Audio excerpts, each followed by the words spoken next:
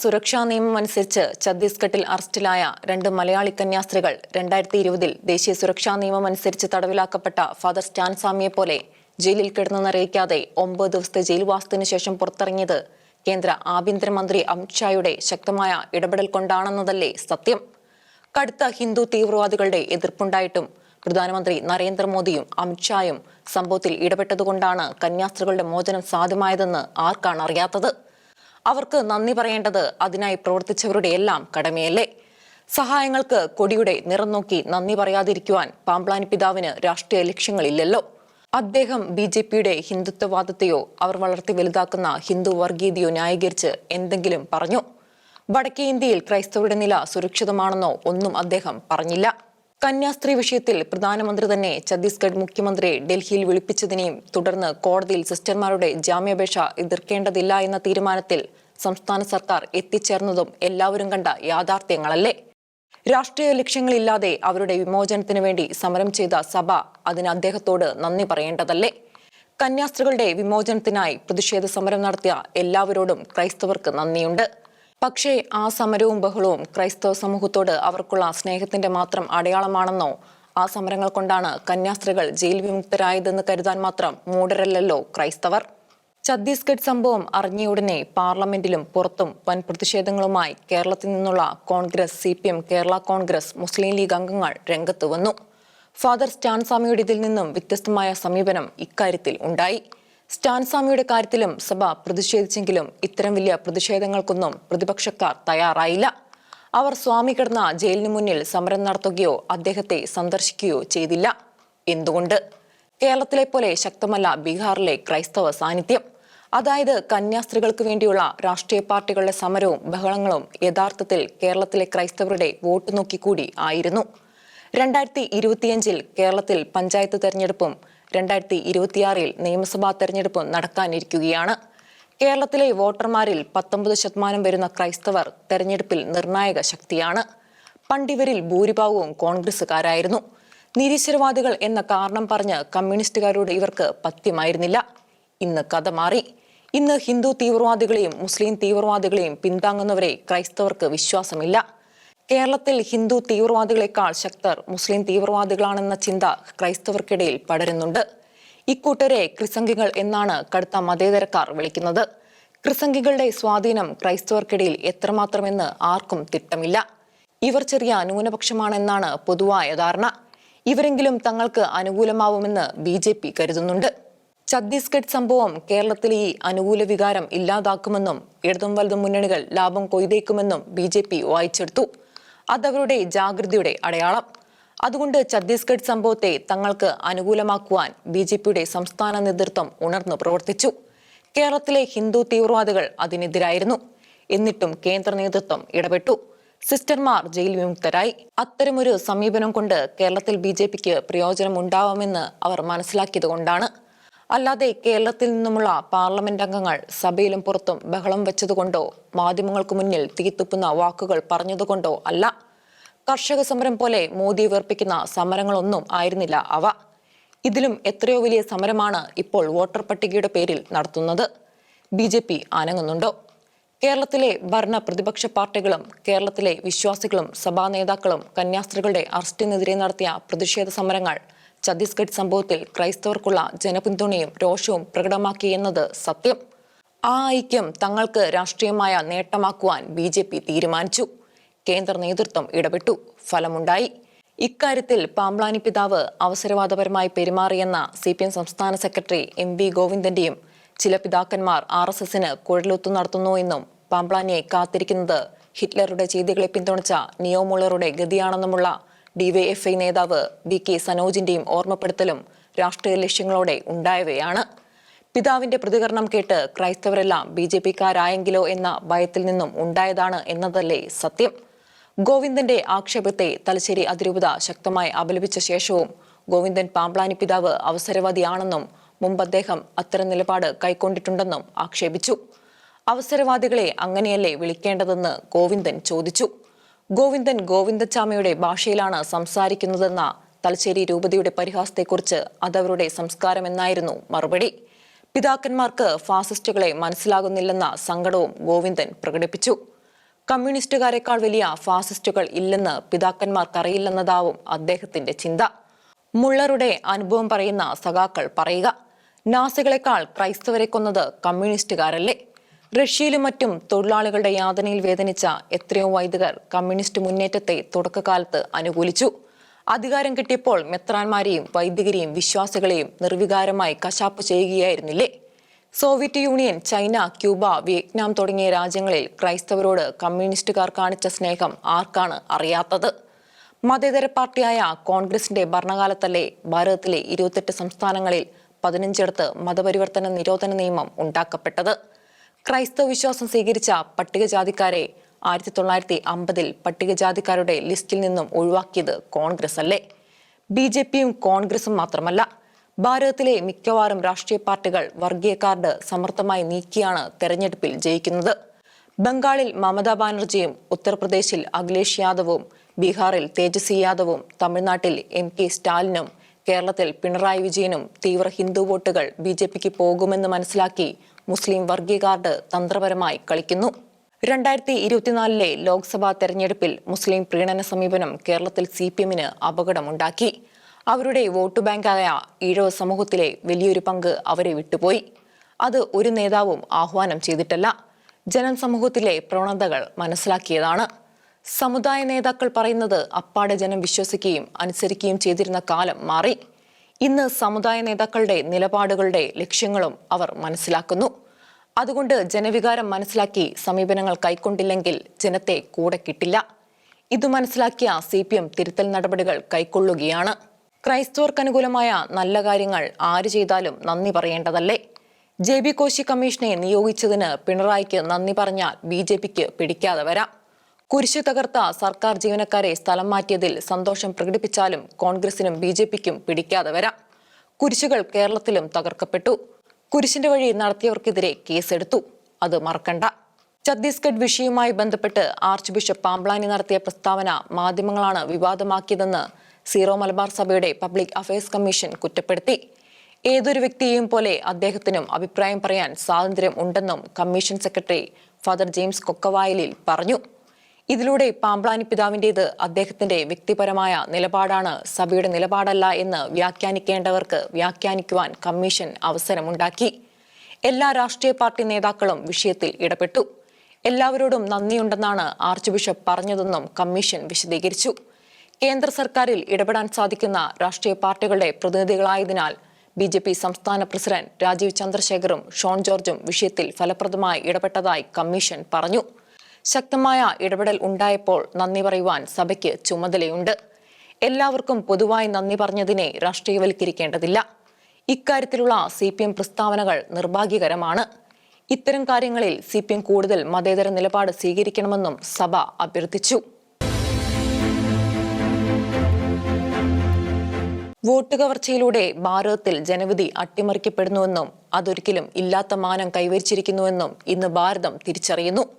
കൃത്യമായ ഗൃഹപാഠത്തിലൂടെ ഈ സത്യം ഇത്രയും വലിയ ജനകീയ വിഷയമാക്കിയത് പ്രതിപക്ഷ നേതാവ് എന്ന നിലയിൽ രാഹുൽ ഗാന്ധി നടത്തിയ വലിയ രാഷ്ട്ര സേവനമാണ്.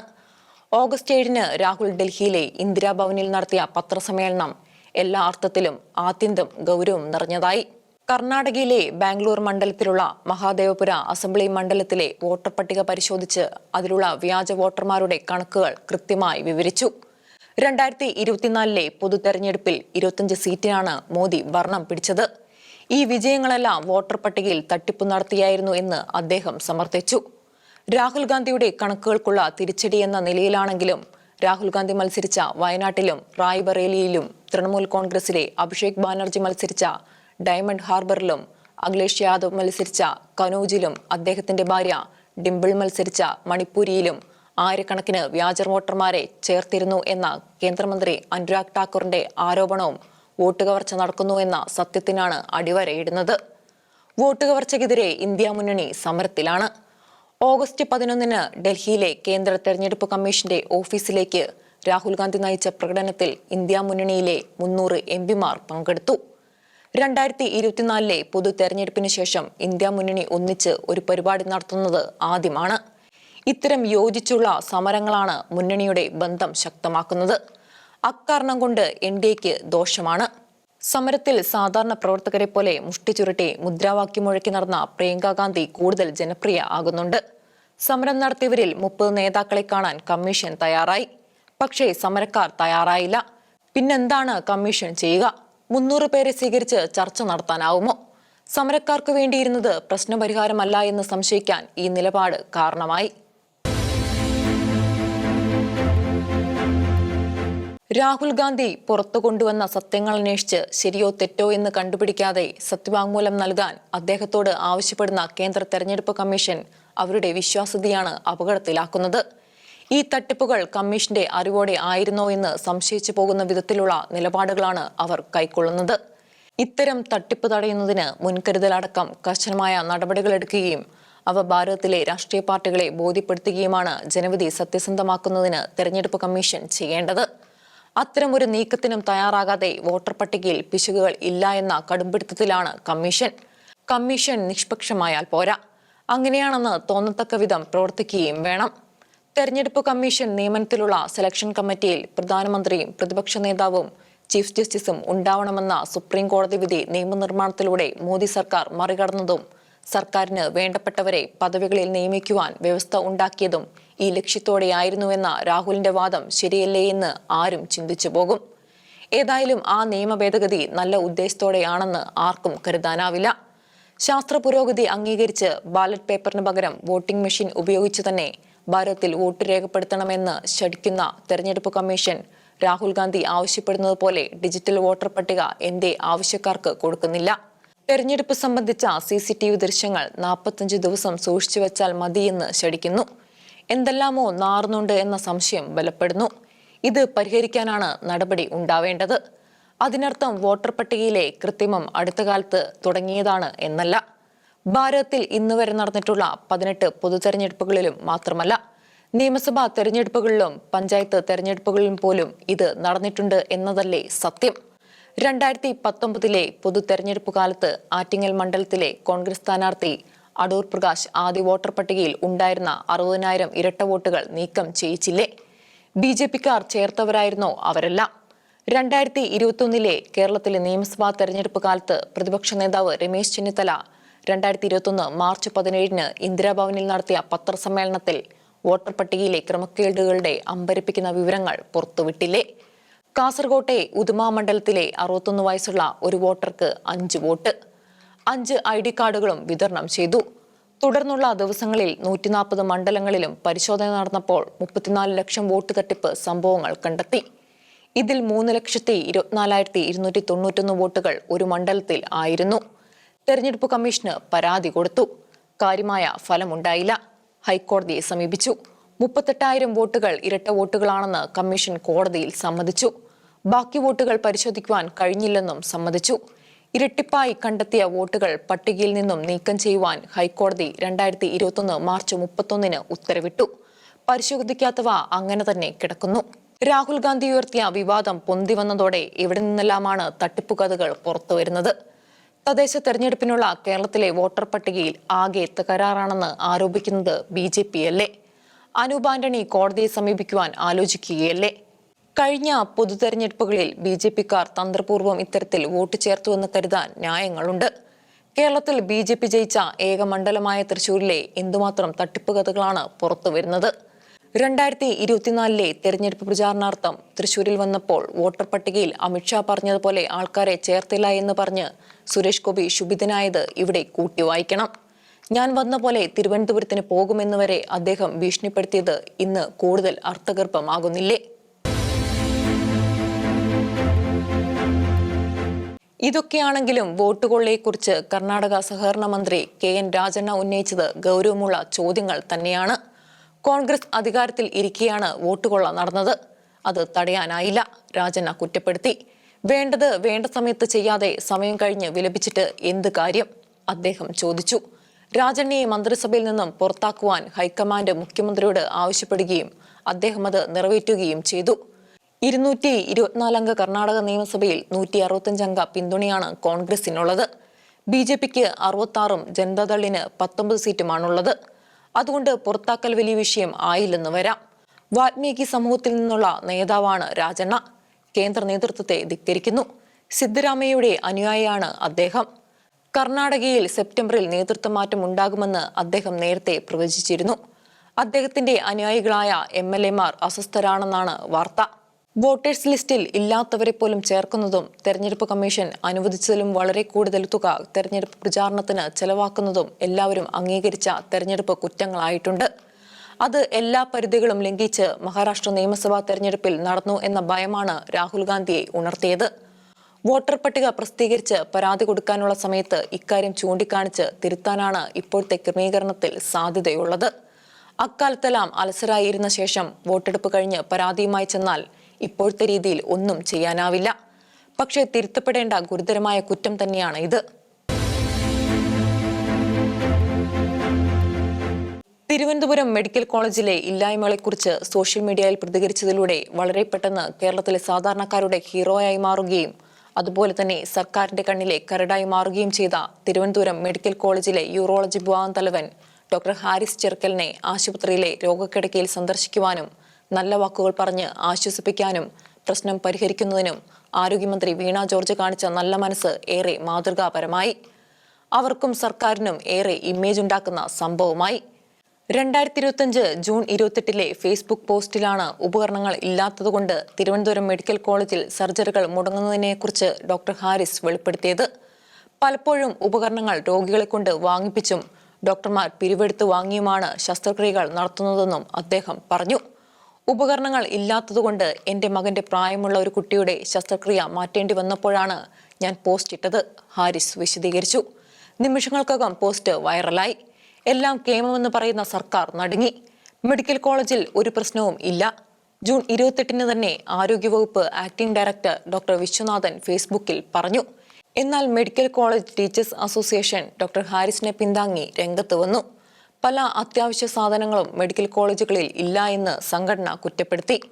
അതിന് കാരണം സാമ്പത്തിക ബുദ്ധിമുട്ടുകൾ ആണെന്നും സംഘടന പറഞ്ഞു. ഡോക്ടർമാർ തന്നെ ഇല്ലായ്മയുടെ സാമ്പത്തിക കണക്കുകൾ പുറത്തുവിട്ടു. ഇതോടെ ധനമന്ത്രിയും കണക്കുകളുമായി വന്നു. കഴിഞ്ഞ വർഷം 9,667 കോടി രൂപ ബജറ്റിൽ വകയിരുത്തി. 9,994 കോടി കൊടുത്തു, 103%. ഈ വർഷം 10,432 കോടി, അതിൽ 2,504 കോടി കൊടുത്തു. എന്നിട്ടും എന്തേ പല ഉപകരണങ്ങളും മാത്രമല്ല മരുന്നുകളും ഇങ്ങനെയെന്ന ചോദ്യം സമൂഹത്തിൽ കൂടുതൽ സജീവമായി. ഡോക്ടറെ കുടുക്കാനായി നീക്കങ്ങൾ. ഡോക്ടർ നടത്തിയത് ചട്ടലംഘനമാണ്. 1960 സർക്കാർ ജീവനക്കാരെക്കുറിച്ചുള്ള ചട്ടങ്ങൾ അദ്ദേഹം ലംഘിച്ചു. ഡോക്ടറും അത് സമ്മതിച്ചു. അതിനുള്ള ശിക്ഷാ നടപടികൾ സ്വീകരിക്കുവാൻ തയ്യാറാണെന്നും അദ്ദേഹം വ്യക്തമാക്കി. സർക്കാർ അന്വേഷണത്തിൽ ഇടതുപക്ഷ അനുഭാവിയാണ് ഡോക്ടർ എന്ന് കണ്ടു. വളരെ ലളിതമായ ജീവിതം നയിക്കുന്നു. സ്കൂട്ടറിലാണ് യാത്ര. അവധിയെടുക്കാറില്ല. രോഗികൾക്കെല്ലാം പ്രിയങ്കരനാണ്. കുടുംബച്ചടങ്ങുകൾ പോലും ഉപേക്ഷിച്ച് രോഗികളെ നോക്കുന്നവൻ. ഡോക്ടർ ഹാരിസ് നല്ലവനാണ്. നല്ല ഉദ്ദേശത്തോടെ പറഞ്ഞതാണ്. ആരോഗ്യമന്ത്രിക്ക് മനസ്സിലായി. എങ്കിലും സർക്കാരിന്റെ ശത്രുക്കൾ അത് സർക്കാരിനെതിരായ ആയുധമാക്കുമെന്ന് മുഖ്യമന്ത്രി കണ്ടു. അതോടെ സഖാക്കൾ ഡോക്ടർക്കെതിരെ തിരിഞ്ഞു. മെഡിക്കൽ കോളേജ് സംരക്ഷിക്കാൻ മെഡിക്കൽ കോളേജിന് ചുറ്റും ഇടതു ജീവനക്കാർ മനുഷ്യമതിൽ തീർത്തു. കേരളത്തിലെ ആരോഗ്യരംഗം വെന്റിലേറ്ററിലാണ്. പ്രതിപക്ഷം ഹാരിസിന്റെ വാക്കുകൾ ഏറ്റെടുത്തു. 2017 ഓഗസ്റ്റിൽ ഉത്തർപ്രദേശിലെ ഗോരഖ്പൂരിൽ ബാബ രാഘവ്ദാസ് മെഡിക്കൽ കോളേജിൽ ഓക്സിജനില്ലാതെ കുട്ടികൾ മരിച്ചപ്പോൾ ജീവൻ രക്ഷിക്കാൻ ചട്ടങ്ങൾ ലംഘിച്ച് സിലിണ്ടറുകൾ ക്രമീകരിച്ചതിന് അവിടുത്തെ BJP സർക്കാർ ബലിയാടാക്കിയ ശിശുരോഗ വിദഗ്ധൻ കഫീൽഖാന്റെ സ്ഥിതി വരികയാണ് ഡോക്ടർ ഹാരിസിനെന്ന് പ്രതിപക്ഷം ചൂണ്ടിക്കാണിച്ചു. അന്ന് BJP-ക്കാരെയും മുഖ്യമന്ത്രി യോഗി ആദിത്യനാഥിനെയും അടിക്കാൻ കഫീൽഖാന് സംരക്ഷണം വാഗ്ദാനം ചെയ്ത പിണറായി എന്ന് യോഗിയുടെ രൂപം കൈക്കൊള്ളുന്നതായി ആക്ഷേപം ഉയർന്നു. മാധ്യമങ്ങളും ജനവും ഹാരിസിനൊപ്പം നിന്നു. സർക്കാർ അന്വേഷണങ്ങൾ പ്രഖ്യാപിച്ചു. യൂറോളജി വിഭാഗത്തിലെ ഏതോ ഉപകരണം കാണാനില്ലെന്ന് ആരോഗ്യമന്ത്രിക്ക് റിപ്പോർട്ട് കൊടുത്തു. ഹാരിസിനെ കള്ളനാക്കുകയായിരുന്നു ലക്ഷ്യം. പക്ഷേ പരിശോധിച്ചപ്പോൾ ആ ഉപകരണം അവിടെ ഉണ്ടെന്ന് തന്നെ കണ്ടു. അതോടെ പുതിയ അന്വേഷണമായി. സമ്മർദ്ദം സഹിക്കാനാവാതെ ഡോക്ടർ ഓഗസ്റ്റ് 4 മുതൽ 4 ദിവസം അവധിയിൽ പോയി. മെഡിക്കൽ കോളേജിലെ സൈക്കാട്രി വിഭാഗത്തിൽ ചികിത്സയിലായി. താൻ അവധിയെടുക്കാറില്ലാത്തവനാണെന്നും ഇതിനു മുമ്പ് അച്ഛൻ മരിച്ചപ്പോഴാണ് ഇത്രയും ദിവസം അവധി എടുത്തിട്ടുള്ളതെന്നും ഹാരിസ് മാധ്യമങ്ങളോട് പറഞ്ഞു. ഇതിനിടെ മെഡിക്കൽ കോളേജ് പ്രിൻസിപ്പാളും സൂപ്രണ്ടും ഡോക്ടർ ഹാരിസിന്റെ മുറി പൂട്ട് തകർത്ത് തുറന്ന് പരിശോധിച്ചു. അവിടെ കണ്ട പുതിയ പെട്ടിയെക്കുറിച്ച് സംശയമുണ്ടെന്ന് പത്രക്കാരോട് പറഞ്ഞു. ആ പെട്ടിയിൽ പ്രിൻസിപ്പാൾ സംശയിച്ച ഉപകരണം അല്ലെന്നും എറണാകുളത്ത് റിപ്പയറിന് കൊടുത്തുവിട്ട ഉപകരണം ആണെന്നും ഡോക്ടർ ഹാരിസ് വിശദീകരിച്ചു. എറണാകുളത്തെ കമ്പനിക്കാരും അതുതന്നെ പറഞ്ഞു. അതോടെ എല്ലാ കെണികളും തകർന്നു. ഹാരിസിനെ കൊടുക്കാൻ നോക്കിയവരെല്ലാം ജനങ്ങളുടെ മുന്നിൽ നഗ്നരായി. ഇതിനിടെയാണ് മന്ത്രി വീണ ജോർജ് ആശുപത്രിയിലെത്തി ഡോക്ടറെ കണ്ടതും സംസാരിച്ചതും വളരെ മാതൃകാപരമായ വിധത്തിൽ എല്ലാം ശരിയാക്കിയതും. ഡോക്ടർ തന്നെ അക്കാര്യം പൊതുസമൂഹത്തോട് വെളിപ്പെടുത്തുകയും ചെയ്തു. നീതിക്ക് വേണ്ടി നിൽക്കുന്നവർക്കാവും അന്തിമ വിജയമെന്നും ഈ വിജയം ഓർമ്മിപ്പിക്കുന്നു. ഇതൊക്കെയാണെങ്കിലും മുഖ്യമന്ത്രി ചൂണ്ടിക്കാണിച്ച ഒരു വലിയ സാമൂഹ്യ യാഥാർത്ഥ്യമുണ്ട്. ഓഗസ്റ്റ് 11 കണ്ണൂർ ജില്ലാ സൂപ്പർ സ്പെഷ്യാലിറ്റി ഹോസ്പിറ്റൽ ഉദ്ഘാടനം ചെയ്തുകൊണ്ട് സംസാരിക്കുകയായിരുന്നു അദ്ദേഹം. കേരളത്തിന്റെ ആരോഗ്യമേഖലയെ തകർക്കുവാൻ വരുന്ന കോർപ്പറേറ്റ് ഭീമന്മാരെ കുറിച്ചാണ് അദ്ദേഹം പറഞ്ഞത്. കേരളത്തിൽ ഇപ്പോൾ ആകെ 3342 ആശുപത്രികളും അവിടെയാകെ 99,227 ബെഡുകളുമാണുള്ളത്. ആശുപത്രികളിൽ 2612 എണ്ണം സ്വകാര്യ ആശുപത്രികളാണ്. അവിടെ 61,223 ബെഡുകളുണ്ട്. ആകെ ബെഡുകളുടെ 61.7%. വൻ മുതൽ മുടക്ക് വേണ്ട മേഖലയായി മാറി ആരോഗ്യരംഗം. പിടിച്ചു നിൽക്കാനാവാതെ 200ഓളം സ്വകാര്യ ആശുപത്രികൾ പൂട്ടി. 2011 ശേഷം 99 ആശുപത്രികൾ പൂട്ടിയെന്ന് കേരളത്തിലെ പ്രൈവറ്റ് ഹോസ്പിറ്റൽ അസോസിയേഷൻ വെളിപ്പെടുത്തി. 1960 മുതലെങ്കിലും മലയാളി ആരോഗ്യപാലനത്തിൽ ഏറെ ശ്രദ്ധിക്കുന്നു എന്നാണ് കണക്ക്. കേരളത്തിലെ ഒരു ന്യൂക്ലിയർ ഫാമിലി ആരോഗ്യപാലനത്തിനായി മാസം 2,226 രൂപ ചെലവാക്കുന്നു എന്നാണ് കണക്ക്. ഇത് മുതലാക്കുവാൻ കൂറ്റൻ അന്താരാഷ്ട്ര കമ്പനികൾ വരികയാണ് കേരളത്തിലേക്ക്. 1985 ന്യൂയോർക്കിൽ പീറ്റർ പീറ്റേഴ്സണും സ്റ്റീഫൻ ഷവേഴ്സ്മാനും ചേർന്ന് സ്ഥാപിച്ച ഗ്ലോബൽ ഇൻവെസ്റ്റ്മെന്റ് കമ്പനിയായ ബ്ലാക്ക് സ്റ്റോണിന്റെ ക്വാളിറ്റി കെയർ ഇന്ത്യ ലിമിറ്റഡ് ഇന്ത്യയിൽ കോടിക്കണക്കിന് രൂപ മുതൽ മുടക്കി തുടങ്ങി. Real estate, private equity, life sciences മേഖലകളിൽ കച്ചവടം നടത്തുന്ന ബ്ലാക്ക് സ്റ്റോണിന്റെ മുതൽ മുടക്ക് $1.1 trillion. Quality Care India Limited ഹൈദരാബാദിലെ പ്രശസ്തമായ കെയർ ഹോസ്പിറ്റലിന്റെയും കേരളത്തിലെ കിംസിന്റെയും 80% ഓഹരി സ്വന്തമാക്കി. 3,300 കോടിയാണ് മുടക്കിയത്. 3,800 കിടക്കുകളുണ്ട് ഈ ആശുപത്രികളിൽ. തിരുവനന്തപുരം, കോട്ടയം, കൊല്ലം, പെരിന്തൽമണ്ണ എന്നിവിടങ്ങളിലാണ് കിംസിന് ശാഖകളുള്ളത്. ഇപ്പോഴത്തെ MDMA ഷഹദുള്ള കിംസിന്റെ 20% ഓഹരി നിർത്തുന്ന ആസ്റ്റർ സിറ്റി, ലോക്ഷോർ തുടങ്ങിയ കോടികൾ വിലപിടിപ്പുള്ള ആശുപത്രികളും ഇവർ സ്വന്തമാക്കുവാൻ പോകുന്നു.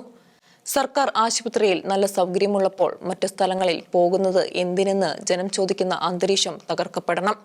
രാജ്യാന്തര ഭീമന്മാർ ഇതിനാണ് ശ്രമിക്കുന്നത്, മുഖ്യമന്ത്രി പറഞ്ഞു. ഇതിനായി വില കൊടുക്കേണ്ടവരെ അവർ വിലക്കെടുക്കും.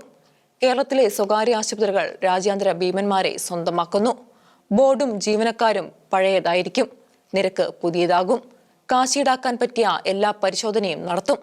ടാർഗറ്റും കോട്ടയും നിശ്ചയിച്ച് നൽകും. ഇതിന്റെയൊക്കെ ചെറിയ രൂപം പണ്ട് സ്വകാര്യ ആശുപത്രികളിൽ ഉണ്ടായിരുന്നു. അന്താരാഷ്ട്ര ഭീമന്മാർ വരുമ്പോൾ ഇതിന്റെ എല്ലാം രൂപവും ഭാവവും മാറും. അവർ സമാന്തര മേഖലകൾ ഇല്ലാതാക്കുവാൻ നോക്കും.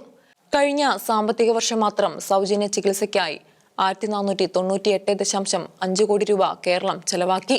സൗജന്യമായി മരുന്ന് നൽകാൻ മെഡിക്കൽ സർവീസ് കോർപ്പറേഷനിലൂടെ 3,300 കോടി ചെലവാക്കി. കേരളത്തിലെ 42.5 ലക്ഷം കുടുംബങ്ങൾ സൗജന്യ ചികിത്സാ പദ്ധതിയിൽ വരുന്നു, മുഖ്യമന്ത്രി ചൂണ്ടിക്കാട്ടി. നാളെ ഡോക്ടർ ഹാരിസിനെയും ഇത്തരം ഭീമന്മാർ സ്വന്തമാക്കുകയില്ല എന്ന് ആർക്ക് പറയാനാവുമെന്ന ചോദ്യത്തിനും പ്രസക്തിയുണ്ട്. ഇടതു സംഘടനാ പ്രവർത്തകനായ ഡോക്ടർ ഹാരിസിനെ സഖാക്കൾ തന്നെ പിന്നിൽ നിന്നും കുത്തിയെന്ന് അദ്ദേഹം സങ്കടപ്പെട്ടതും കേരളം കണ്ടു. സഹപ്രവർത്തകൻ എന്നെ പിന്നിൽ നിന്നും കുത്തി. August 11 Kerala medical college teachers WhatsApp ഗ്രൂപ്പിൽ കുറിച്ച പോസ്റ്റിൽ ഡോക്ടർ ഹാരിസ് പറഞ്ഞു.